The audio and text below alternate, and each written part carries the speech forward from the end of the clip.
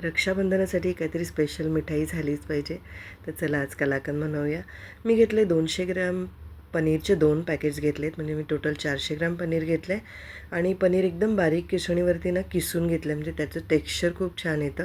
आता हे बारीक किसलं तरी आपण त्याला पुन्हा असं थोडंसं हाताने मॅश करून घेणार आहोत. म्हणजे बघा, हाताने त्याला असं छान चुरून घ्यायचं आहे. पण त्याचं टेक्स्चर आहे ना खूप छान येतं.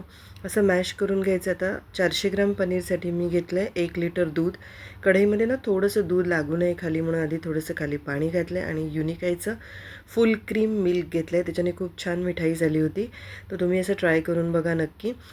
आता इथं बघा, मी एक मोठा स्पॅटुला आधीच घेऊन आली होती, स्टीलचं आहे, ज्याचं हँडल खूप मोठं आहे. म्हणजे छिटे असतात ना त्याचे, ते उडतात आपल्या हातांवरती शिंतोडे गरम गरम. तर इथे बघा दूध टाकलं. तर दुधाला काय करायचं आहे, आपल्याला फक्त मिक्स करत राहायचं आहे, हलवत राहायचं आहे.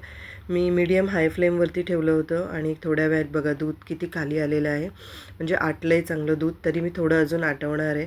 म्हणजे दूध अर्ध्यापेक्षा कमी 30% राहिलं पाहिजे दूध 100%पैकी.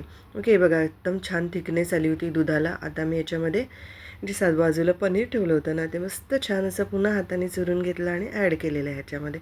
इतकी सुंदर मिठाई लागते नाही. आणि बघायला गेली तर तशी पटकन होणारी, म्हणजे तुम्ही बाजूला दुसरं काम करत करत ही मिठाई सहज बनवू शकता.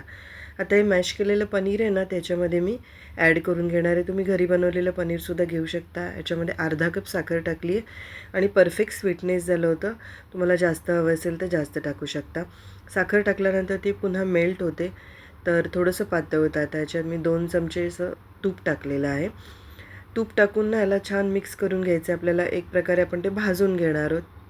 मग एकदम छान त्याचा असा मस्त गोळा तयार होतो आणि कढई सोडायला लागतो. त्याच्यात थोडीशी वेलची पावडर टाकली. तुम्ही रोज इसेन्स वगैरे पण ॲड करू शकता. वेलची पावडर टाकल्यानंतर छान सुगंध आला होता आणि एक नंबर मिठाई झाली होती. मार्केटपेक्षा ही आपल्याला माहिती असतं घरची तर कितीतरी शुद्ध बनते. बघा, पॅन सोडायला लागलेलं आणि इतकं छान मऊ मऊ त्याचा असा गोळा चालला आहे ना.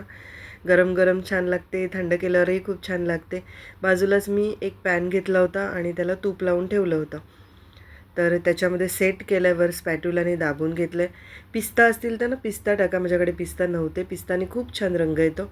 रोज पेटल्स होते माझ्याकडे, तर त्या मी रोज पेटल्स टाकलेले आहेत त्याच्यावरती आणि मस्त त्याचे पीसेस कट करून घेतले. ह्या रक्षाबंधनला ही मिठाई जी आहे ती नक्की ट्राय करून बघा. तुमच्या मुलांना खूप आवडेल आणि तुम्हालाही खूप आवडेल. आणि झटपट होणारी आहे, कमी साहित्यामध्ये, कमी खर्चात अतिशय छान अर्धा किलोपेक्षा जास्त मिठाई तयार होते.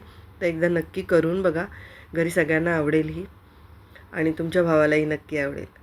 चला तर मग असेच व्हिडिओ बघत राहा आणि सबस्क्राईब करायला विसरू नका.